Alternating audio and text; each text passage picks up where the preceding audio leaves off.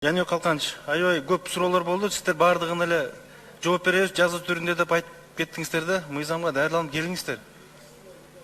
60-70% суроолорго сиз карап көрөлү, жазуу түрүндө беребиз деп айттыңыз да. Демек, даярданбай келдиңиздер. Кемчилик болуп атат. Суроо көп суроолор берди.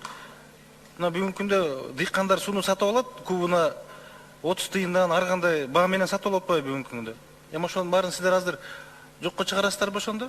Бекер болобу?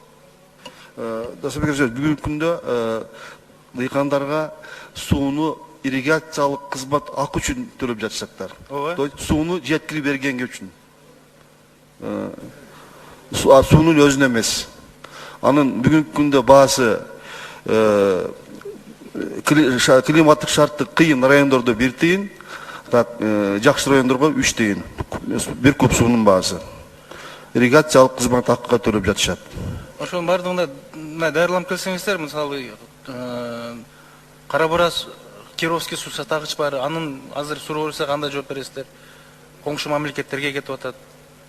Ошол үчүн мыйзамга сиздер жакшы так даярданбай келипсиздер да.